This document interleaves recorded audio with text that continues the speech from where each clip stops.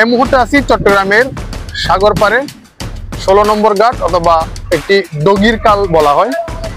স্বাভাবিকত আমরা সচরাচর এটা ডগির কাল নামে পরিচিত। এই ডগির কাল হচ্ছে চট্টগ্রামের একটি প্রসিদ্ধ কাল এবং এটাকে মরা কালও বলে। এটি স্বাভাবিকত বলে 16 নম্বর ঘাট।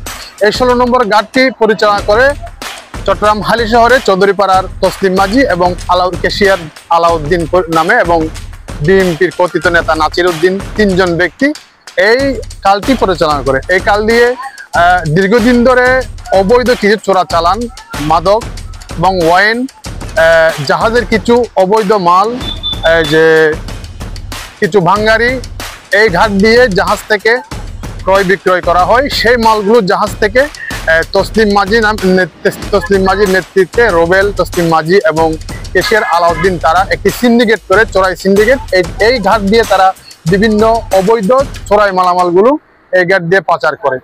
স্বাভাবিকত গত 2 মাস আগেও কিন্তু বাংলাদেশ কোস্টগার্ড প্রায় 25 কোটি টাকার একটি মাদক ধরে আটক করেছে এবং গত 5-6 দিন আগেও প্রায় 25 লক্ষ টাকার ইয়াবা নিয়ে তসলিম মাঝির যে ঘনিষ্ঠ মাঝি রয়েছে, যিনি বিভিন্ন চোরাই চালান পরিচালনা করে, তার নাম হচ্ছে জাকির সহ আরো 2 জনকে কোস্টগার্ড গত 5 দিন আগে কিন্তু এই ঘাট থেকে 25 লক্ষ টাকার ইয়াবা সহ গ্রেপ্তার করে। দর্শক, আমি একটি জিনিস জানিয়ে রাখি, এই ঘাটটি হচ্ছে আগের থেকে একটি চোরাই ঘাট নামে পরিচিত এবং ডগির কাল নামে পরিচিত। এই ঘাট দিয়ে প্রতিদিন যে বিদেশ থেকে যে জাহাজটি চলে আসে, সেই জাহাজে করে বিভিন্ন ওয়াইন, মাদক এবং বিয়ার যেগুলো আসে, এগুলো তারা একটি সিন্ডিকেট করে এই ঘাট দিয়ে তারা পরিচালনা করে। এই ঘাট দিয়ে এই বর্তমানেও কিন্তু বিভিন্ন রশি, মসুর ডাল, চাউল, সরকারি বিভিন্ন অবৈধ যে কাস্টম এবং ভ্যাট ফাঁকি দিয়ে এই ঘাট দিয়ে তারা বিভিন্ন চক্রের মাধ্যমে এটি চালান করা হয়।